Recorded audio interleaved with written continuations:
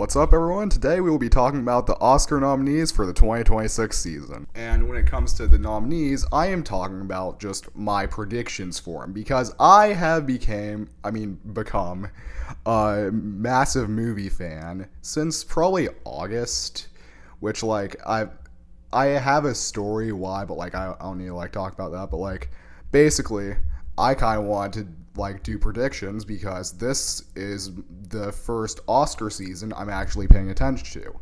I didn't watch every single Oscar nominated movie, and some I'm just not interested in.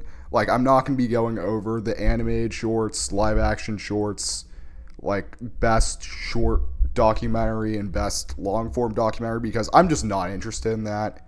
So I haven't seen any of those, nor do I plan seeing on any of those, but I have not seen some certain films that I do want to see, but I just ran out of time, and I will be putting it up right here. I know. Right here. So anyway, let's get started on my predictions. By the way, quick disclaimer, I am planning on watching Begonia tonight, so these predictions may change. So I'll put in the pinned comment if it does. So yeah. Anyways, best actor in a leading role. This list is so stacked, honestly. Even though I haven't seen Wagner Moura and The Secret Agent, also hold on, I should probably accept the terms and conditions or whatever. But I haven't seen Wagner Moura and The Secret Agent, but I have seen Timothée Chalamet, Maury Supreme, Leonardo DiCaprio, Ethan Hawke, Michael B. Jordan. This is really good, honestly. My pick is Timothée Chalamet. He just comes across as such a dick in Marty Supreme. And honestly, probably that's how he is in real life with the whole ballet thing. I'm not gonna get into that right now though, but he's my pick. Leonardo DiCaprio in One Bow After Another. He's good, but I've seen better from him. And Ethan Hawke, Blue Moon, he's good. It's just that I thought Blue Moon was a fine movie. I don't it getting nominated for anything, especially best original screenplay. I'm just not a fan of that. It was a fine movie, but just Blue Moon, the whole thing just was in a bar the whole time, and it was Oklahoma sucks, and I'm so much better than everyone else, and that's why I like Ethan Hawke's performance because he acts like he's better than everyone, but it's just talking for an hour and a half, so I don't really care that much for that. And Michael B. Jordan, Sinners, I think he's a really good actor, Michael B. Jordan. It's just I preferred him in Black Panther, personally. And honestly, he comes across as a badass in Sinners, and I just don't think he should win over, Timothée Chalamet. Or even Leonardo DiCaprio. I've seen Michael B. Jordan and Timothée Chalamet be compared, who's gonna win, Timothée Chalamet or Michael B. Jordan, and Michael B. Jordan's the second in the top two. I don't know, he's good, but I don't think him playing twins really means anything. Ke Huy Quan in Everything Ever All at Once, he played so many different characters that were still himself with different personalities as well, and that's more impressive than Michael B. Jordan playing twins, which, yeah, while they're technically two different characters, they have basically the same personality, just different goals, and Stack becomes all evil, once he becomes a vampire, but, he still kind of has the same personality. Michael B. Jordan's a badass in that movie, but, I don't think he's better than Timothée Chalamet and Maury Supreme. And also, yeah, okay, so, my ranking of the ones I've seen, I haven't seen Wagner Moura and The Secret Agent. I want to, but I think that's gonna be streaming on Peacock, maybe? I don't know. I want to see Secret Agent, though. Anyways, my ranking. Fourth place, Ethan Hawke in Blue Moon. Third place, Michael B. Jordan in Sinners. Second place, Leonardo DiCaprio in One Bow After Another. And first place, Timothée Chalamet and Maury Supreme. That's my prediction. And one thing, just quick thing, So, Best Supporting Actor. Jacob Elordi was nominated for Frankenstein and, well, Frankenstein, but like, oh wait, no. Frankenstein's the doctor. And yeah, Jacob Elordi was nominated for the monster, let's just say that. Yeah, he was nominated, and he did a good role. He was pretty good, especially because he just said, Victor, the whole time. Like, that's good. But the thing is, tell me why Oscar Isaac wasn't nominated for Best Lead Actor. Like, I think he was really good. He kind of falls into the same, like, personality as Timothy Chalamet and Mario Supreme as, like, I'm such a dick, and, like, he's, like, arrogant. He's, like, an arrogant prick throughout the entire movie. And, like, I think he's good, and he, like, regrets his, like, creation by the end. And, like, I think, yeah, he did good. Like, yeah. Anyway, Best Supporting Actor. So I'm just gonna talk about the, like, actors, like, the Oscar-nominated cast members of One Battle After Another for a second before deciding my pick. So out of the ones nominated, I think Leonardo DiCaprio deserved it. I didn't think that on my first watch, but on my second, on my first rewatch, so second watch, I was like, okay, yeah, he's pretty good. He's, like, funny, and, like, he's just, like, the whole, like, call scene, like, he just is good, and, like, I think he's good. Like, has a, like, good personality, and, like, he just embodies that character really well. Sean Penn, he's, like, the best, like, actor from that movie. I think he should win this because he's just, like, he's kind of a joke.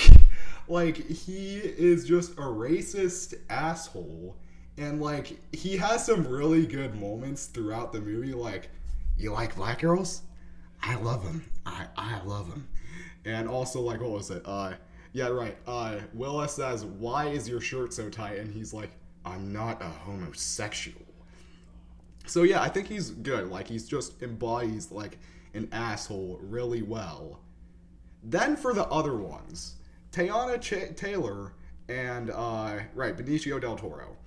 Let me talk about Benicio del Toro because he's nominated too. I don't think he should be. Like, no.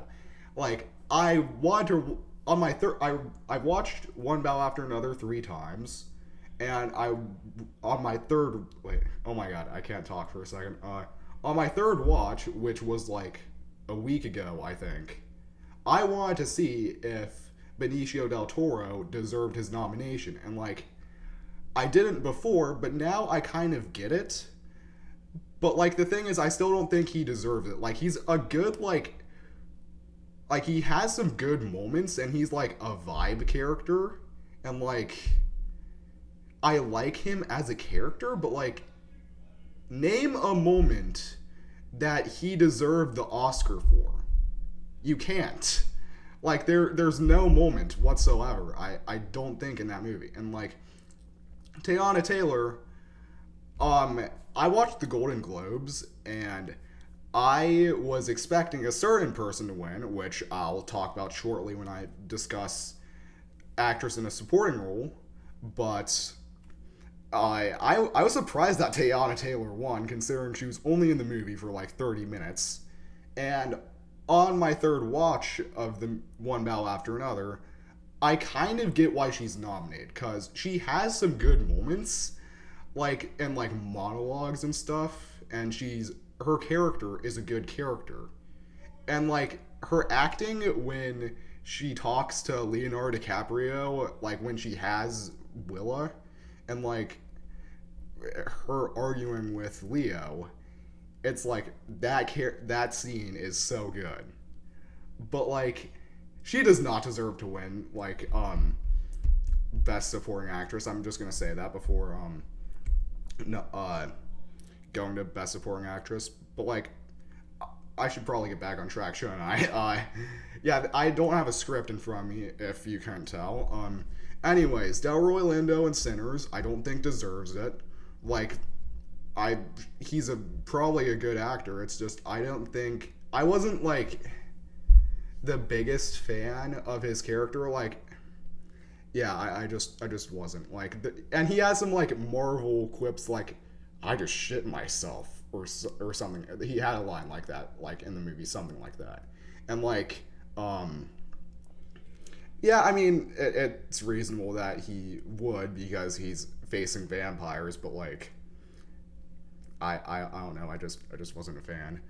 And Sean Penn, I already said that I want him to win. Stellan Skarsgård, when I was watching the Golden Globes, I was shocked because like I thought Sean Penn was gonna win the Golden Globe, but like I watched Sentimental Value on a flight afterwards, and I'm just gonna say it's not my kind of movie. Like there's no specific scene I remember. Actually, wait, no. There are some scenes, and that's because of Stellan Skarsgård. I think he's by far the best actor in that movie, and the only one that should have been nominated, in my opinion. I don't think anyone else was that impressive from that movie. But there was a couple scenes I remembered, uh, like what was it? Like Netflix offered like it's been like a couple months since I've seen the movie, and like even then I didn't really remember much of after it because like it's just like not my kind of movie. I'll admit that. I'm open to a rewatch, but I think it's like a low 7 out of 10, and I was being generous. But like Netflix offered him like a deal or something like that, and like he got mad, and like him arguing with his daughter about his daughter being in his movie that he's gonna make. Those were some good scenes, and that was because of him. And like, um, yeah, he's good, but not my favorite. He's probably my third favorite actor in this list, though, and my Jacob Elordi is a second favorite, and Sean Penn is the one I want to win. Anyways, best lead actress. Oh yeah, right. Before we move on, one thing I just remembered is that one of my relatives said if that Benicio del Toro won, he would tattoo the "few small beers" quote on him. So if Sean Penn doesn't win, my second pick would be Benicio del Toro. I know I said Jacob Elordi was the second best out of the five, but like just for the like I don't know thing. Benicio del Toro is my second pick. I don't think he should be first because like he's a comedic character. Like I feel like, but like he's my second pick. Anyways, best actress. I have not seen Hamnet. And like I don't know. I haven't really been as hot on best lead actress as I have on best lead actor. I have seen If I Had Legs, I'd Kick You. I have seen Song Sung Blue, and I've seen Sentimental Value.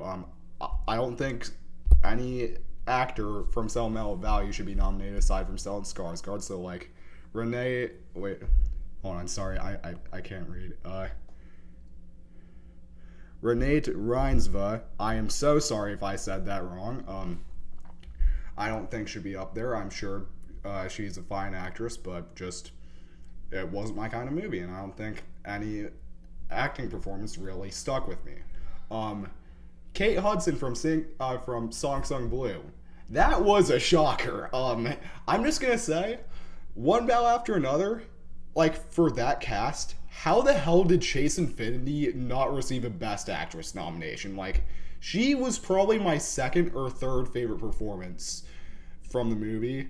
I don't know if she's better than Leonardo DiCaprio in that movie. I'm not sure, but like she did great for like a first movie. I'm pretty sure that was her first movie. Let me see. Yeah, that was her first major.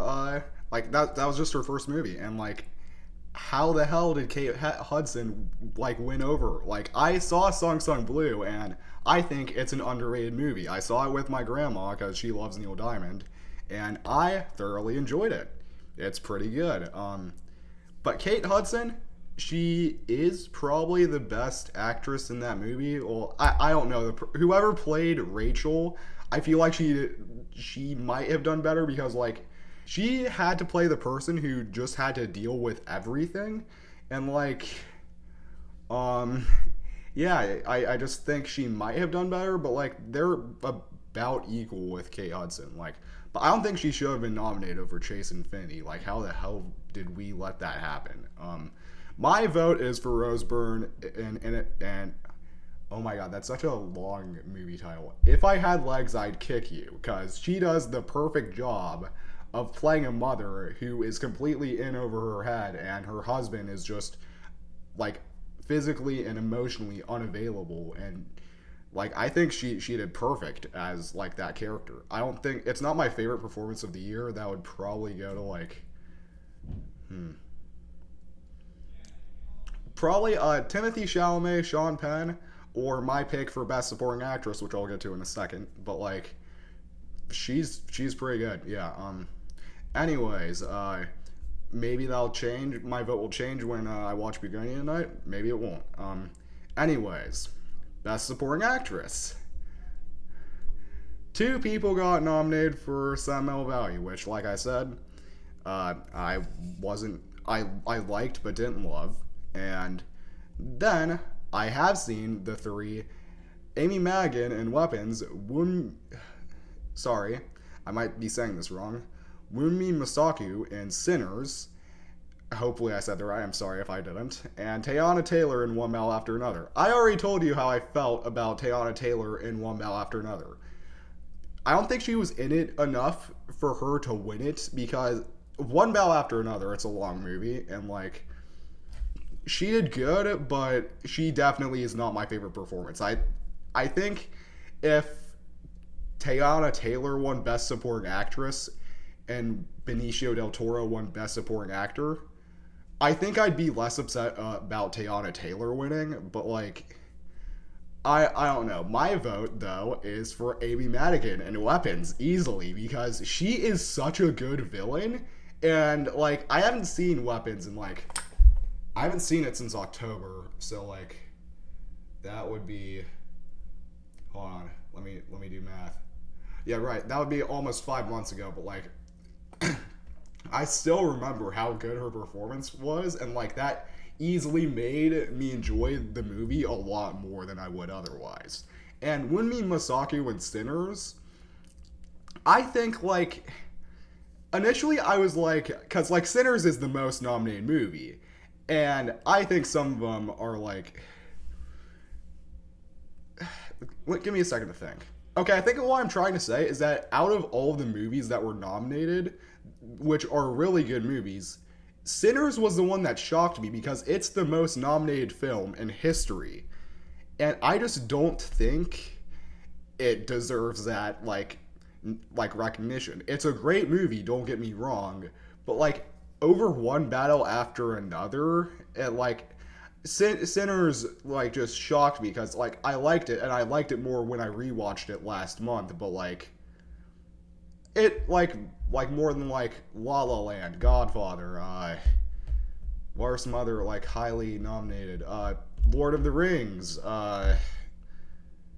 where Titanic, like, actually, Sinners may or may not be better. I might like Sinners more than Titanic. I don't know.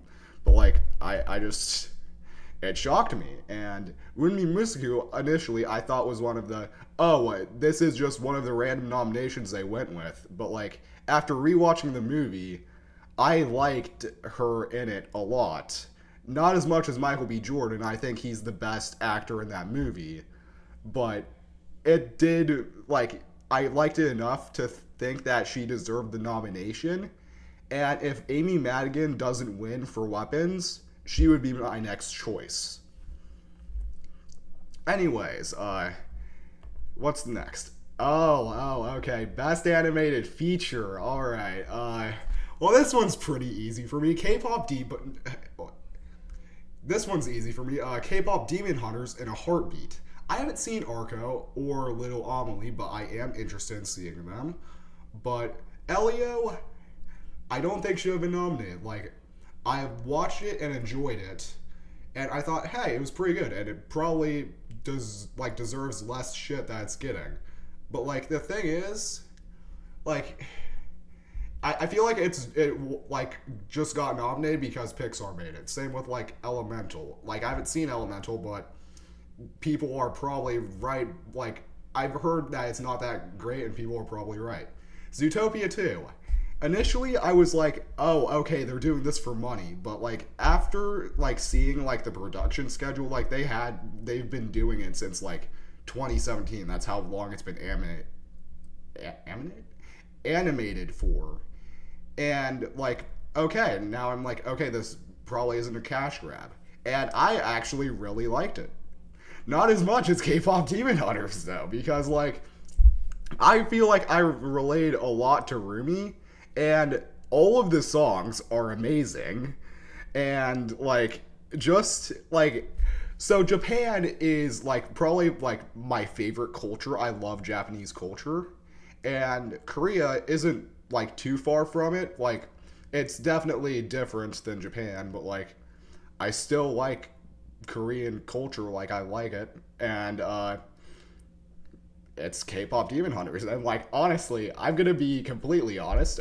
I thought before watching this, oh, this is about a K-pop demon girl band. This is cringe as like heck. And like after listening to the songs, I actually listened to like some K-pop songs like Cat's Eye and Blackpink. Like honestly, like yeah, I'll fully admit that. Like K-pop Demon Hunters got me to change my opinion on K-pop, and like it's fire. Actually, hold on, let me show you something. I have a vinyl for the K-pop Demon Hunter soundtrack. Like that's how much I love the soundtrack. What it sounds like and Free are so like they're easily some of my favorite songs from like last year that I like just like saw. And also I have like cool fan art like too. Hold on. Like right here. This is the casing that the disc goes in. And got this showing the songs. Got like the list of songs right here. And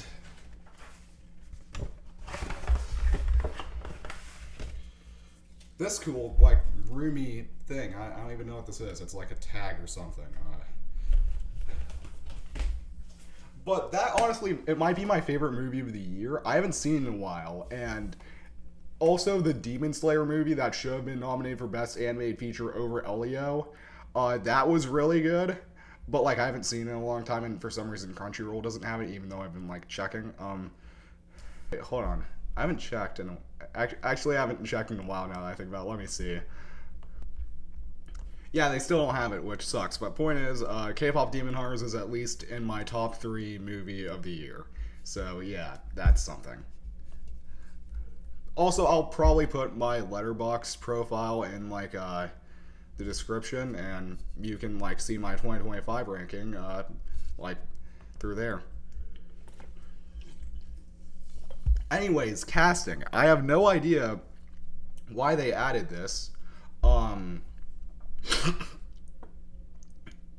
Like it's probably because like casting is probably more complicated than I think it is. Like I don't know what goes on behind the scenes, but like I don't even know what this is. Like, oh wow, you have the best cast of recognizable like famous actors. Cool, good for you. Or is it like how well the actor portrays the character? Like let's say that someone hires like Jack Black and he plays like a very serious character. Like would that be an example of bad casting because Jack Black is known for like more comedic characters? I don't know. I'm just gonna like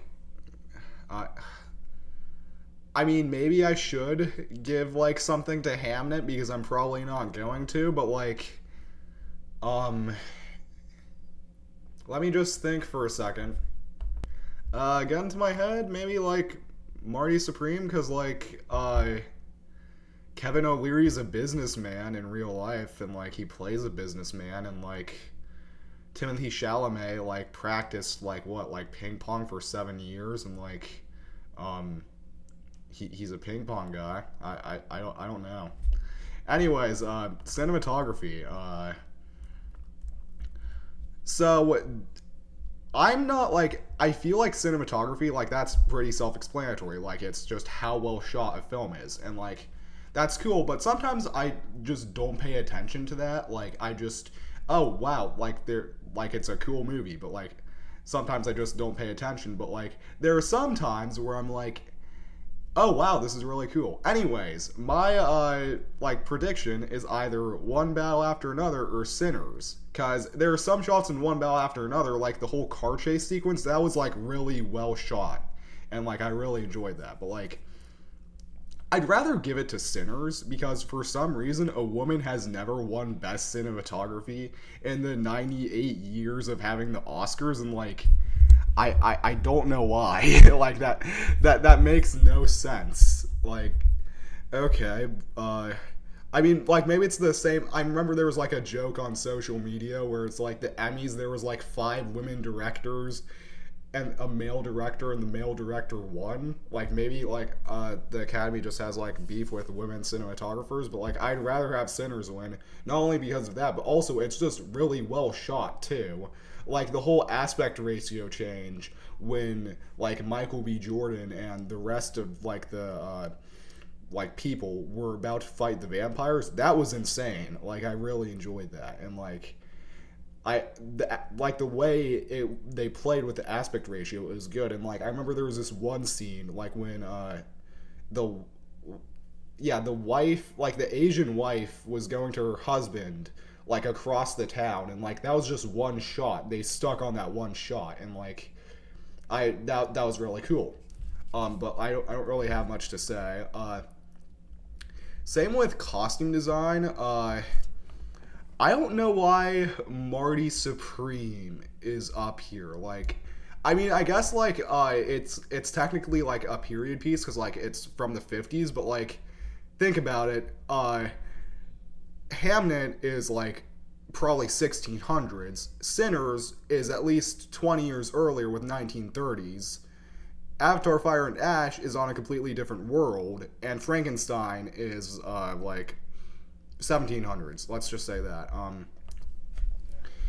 Yeah, so I feel like doing any of that is more impressive than Marty Supreme. I'm sure Miyako Belize did a good job, and she did because I saw the costumes and it was good. But like, I don't think it's like Academy Award worthy. No offense. My pick would probably be Frankenstein because honestly, like, I don't like have much of an opinion on this one. I could see Avatar winning, but like, yeah, I think my vote's personally Frankenstein. Yeah. Directing. Yeah, let me think. I haven't seen Hamnet, and I've seen all the other ones. I feel like just my personal pick is Paul Thomas Anderson for One Battle After Another because he directed it well, and also like, just like, give me a second to think. Think about how many times Paul Thomas Anderson has been nominated for Best Director. Now that's probably kind of like, I don't know, like a bullshit logic, like, oh, what if like Josh Sadfi, Joachim Trier, and Ryan Coogler did better in like directing their movies? But personally, I feel like One Battle After Another should win, personally, just because like Paul Thomas Anderson is just overdue for a Best Directing win. It's kind of the same thing with like Oppenheimer for Christopher Nolan. Like, he finally won when he probably should have won like a long time ago, like for The Dark Knight, Inception, Interstellar. I really liked Interstellar, like the way he like directed it. My vote would probably be for Paul Thomas Anderson. Documentary, feature film, don't care about that. Documentary, short film. Film editing. And this one, I have even less clue on how to judge compared to like cinematography, because like the whole thing with editing is it's supposed to be seamless. You're not supposed to tell when an edit is made. And the whole thing with best editing is you're supposed to tell on what the best editing is. So like it's kind of like counterproductive. Yeah, I don't know with this one. I could literally spin a wheel. I'm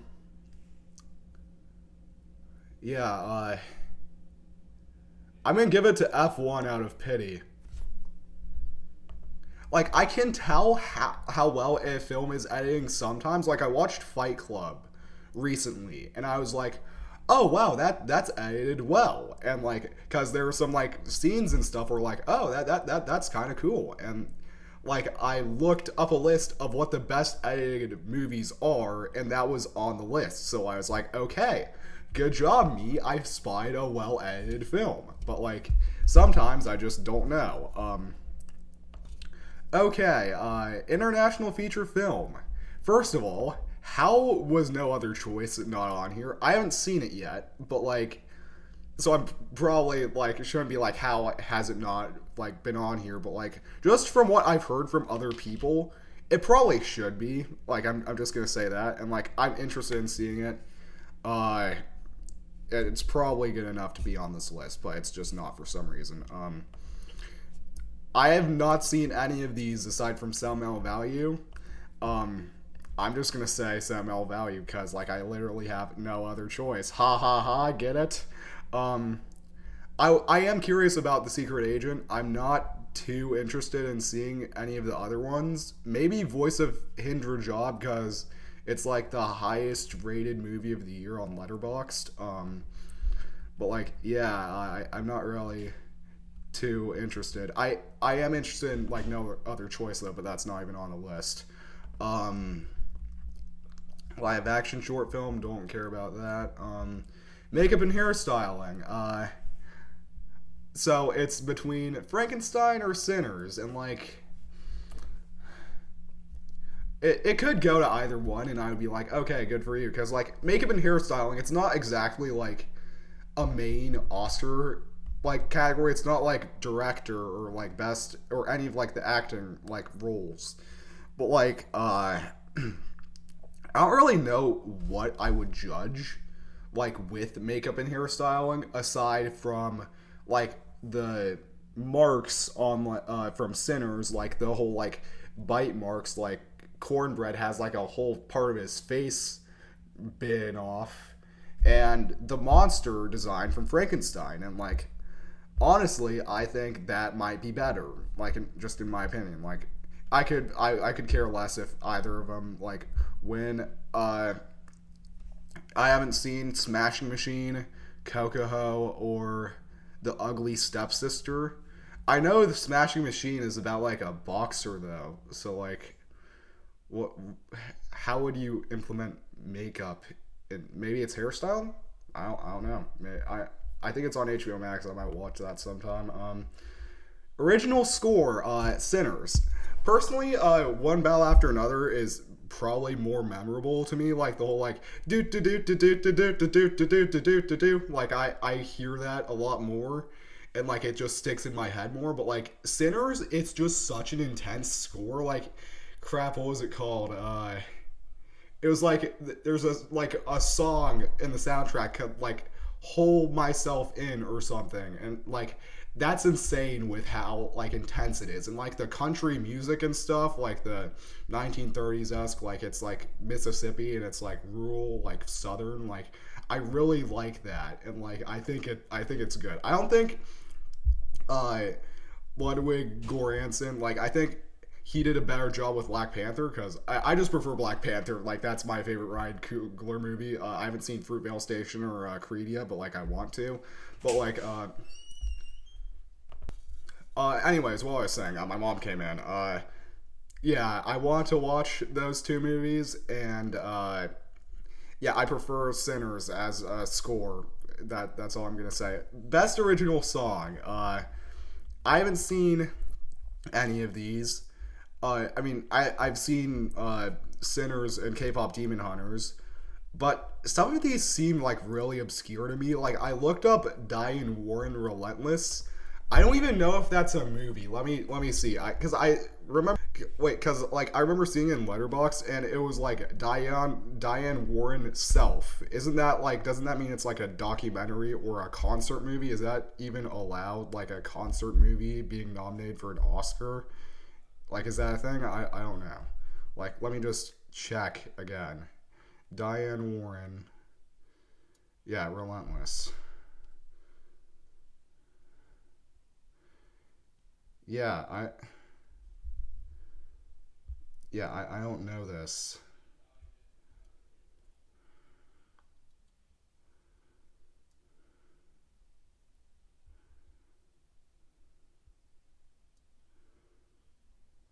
Yeah, let me look. An intimate look at the life, career, and process of one of the most accomplished songwriters of all time, Diane Warren. And the genre says it's a documentary. I thought it was only in best documentaries those were nominated. Like the whole animated short film, it's technically a short film, so it can't be nominated for best animated feature or even best picture. Like, yeah. My pick is Golden from K-pop Demon Hunters. That is nowhere near my favorite song. It's my fifth favorite, but like in front of Soda Pop and Takedown. But it's still a great song, and I prefer it over Sinners. Like, I Lied to You. Like, that's the name of the song. I didn't actually lie to you. I prefer Golden over I Lied to You. But yeah, I just feel like the scene itself is better than the actual song. And personally, I find myself going back to the whole Irish dancing song that Remick sings in the movie more. Even though that's technically not an original song, I still do because they're both songs, so that has to count for something. And I don't know why Golden is as popular as it is. It's the only one like they sing for some reason, but at the same time, I feel like that perfectly embodies the message of K-pop Demon Hunters. Well, technically, it contradicts Rumi's like K-pop like character in K-pop Demon Hunters, but like by the end, she's done hiding. Now she's shining like she's born to be. So yeah, I feel like they're gonna give it to Golden because of how popular it is, and I don't feel like I Lied to You stands a chance, personally. Best Picture. I am going to wrap around to this one later. I'm going to save that one for last. Time for production design. I have seen all of these aside from Hamnet. I'm sure Hamnet's has a good production design, but I'd probably give this to Frankenstein. Like some of the like designs, like the lab, that's really impressive, and also the ship, like slow down. This is actually like really cool, and like the 1700s aesthetic, like that's easily my favorite one. But all of these, I don't have any complaints with them. That they definitely deserve to be nominated. Probably one bow after another, the least, but like they still have some really good sets to play with in that movie. Like the whole like building area where like Benicio del Toro's character lives, like Sensei, like I really liked that part of the movie just because how much like they played with the set, like Bob like getting slowed down and struggling to keep up with the other French 75 members. Like I really liked that production design, even though it's my least favorite that I've seen. I still haven't seen Hamnet's, but I imagine it's better. Anyways, best sound. Like editing. That's another one where I'm like, I completely, like, I have no idea how that works.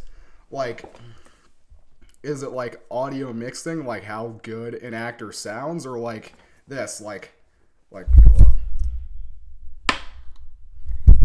Like that, like sound effects? Like, would a movie that has sound like this be worse than a movie that has sound like this? I don't get it. But I'd probably say like F1 because like it has like race cars and stuff, like vroom vroom vroom. Like I have no I have no investment in that category, and I don't even have any idea on how to tell what movie has the best sound. Visual effects.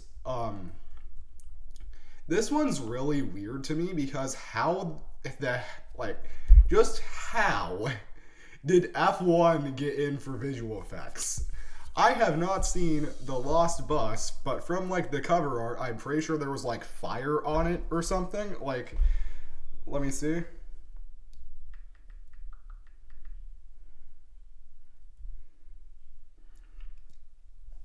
Yeah, it has like fire in like the like poster. And Jurassic World Rebirth, I mean, like, it has, like, the CGI dinosaurs, right? Isn't that technically visual effects? Um, but F1.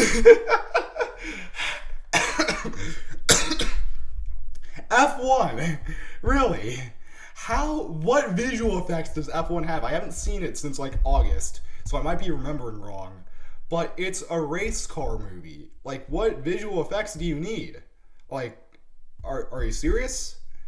Uh, I'm split between Avatar, Fire and Ash and Sinners, but like, um, I honestly don't know.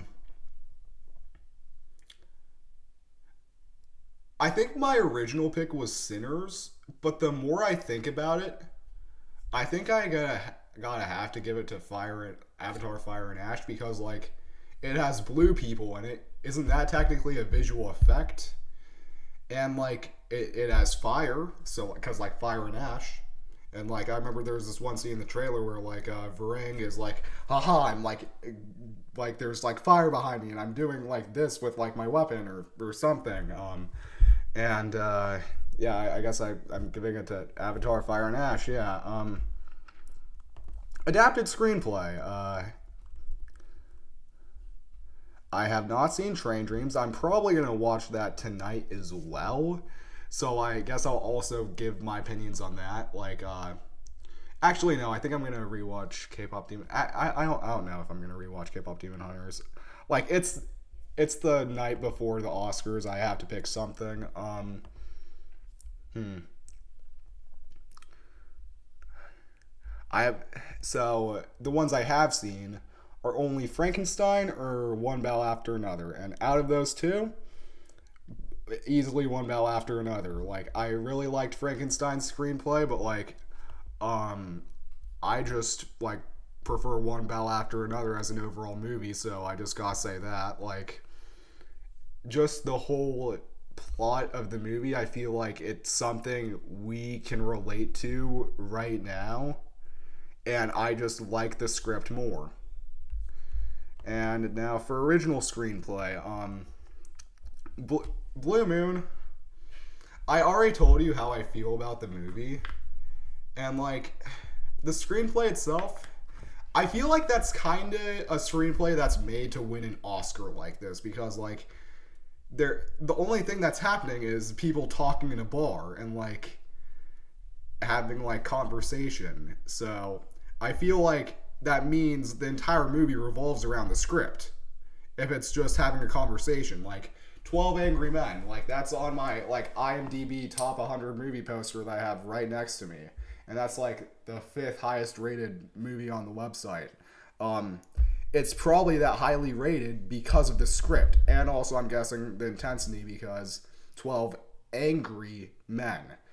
But I feel like Blue Moon has a shot of winning at this, but my pick is either Marty Supreme or Sinners. And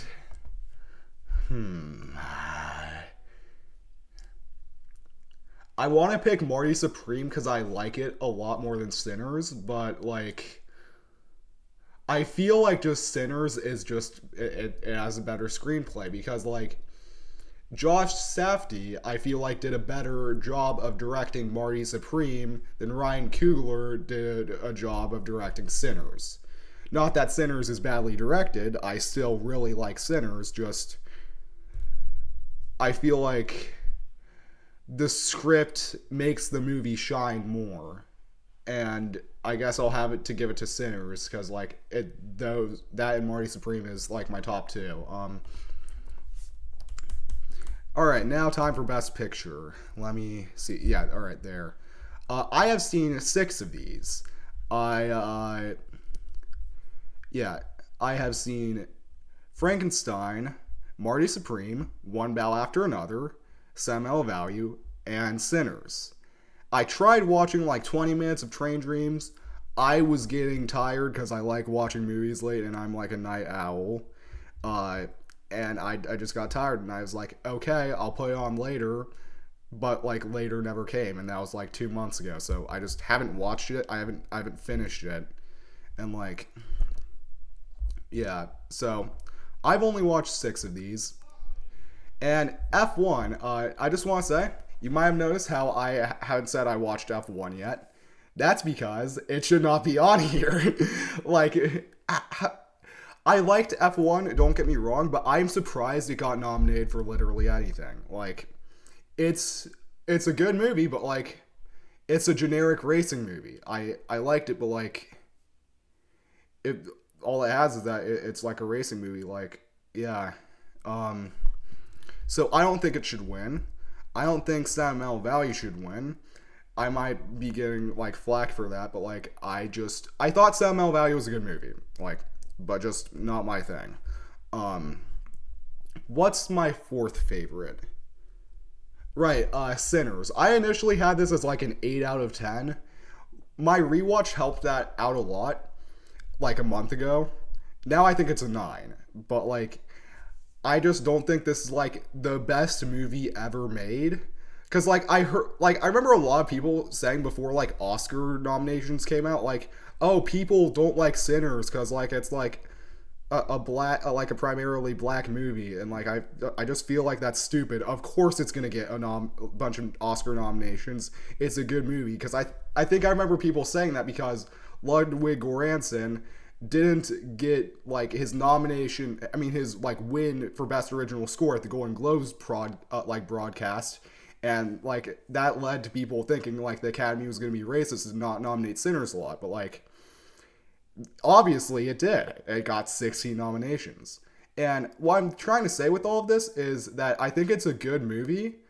It's just I don't think it's like good enough to win Best Picture. That being said, Sinners could potentially sweep the entire thing. That's a possibility because like, for example, Titanic won, I mean, like, got like 14 nominations, the highest amount of any movie, tied with All About Eve and crap, there's another one. Oh my god. Right, La La Land. Tied with All About Eve and La La Land for having the most. And Titanic swept their Oscar season. So this could happen with Sinners as well. But point is, I think it's a good movie, just and definitely worthy of being nominated for Best Picture. It's just the competition is too high. Third favorite of these, Frankenstein. I really enjoyed this one. For the sake of time, I'm not going to discuss it too much, but like, I thought the performances were really good, and the whole like theme around life and stuff, I really liked that too. Just, I don't think it's going to win. Yeah. Second favorite, Marty Supreme. I thought this movie was like legitimately insane. It's really well directed. And yeah, I thought like from the trailer it was just gonna be like a generic sports movie and like, oh, this is gonna get nominated for a bunch of Oscars. It's gonna be like Oscar bait and stuff. But no, it's like legitimately like an amazing movie. But like, my number one choice is One Bell After Another. Like, I just love that movie so much. It's not a 10 out of 10 for me because I like a movie has to do a lot for me for it to be a perfect 10. Like it either has to be like just really special to me, like sentimental, or like just that good, or like I connect to like its message and characters a lot. One Bell After Another doesn't do that. It's just a really good movie. And in my opinion, it's definitely worthy, and I think it should win Best Picture. Because, like, Marty Supreme was good, and it's just about as good as One Bell After Another. It's just, I just don't think it should win.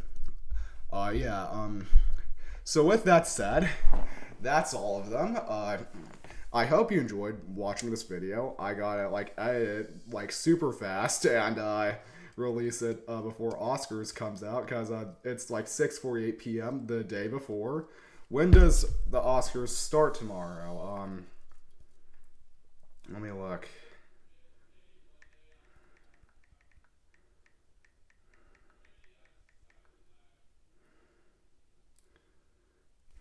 Yep, 7 p.m. Eastern Time, and like,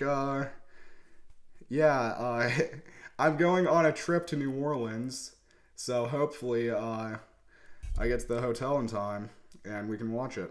But like, yeah, I don't have much to say.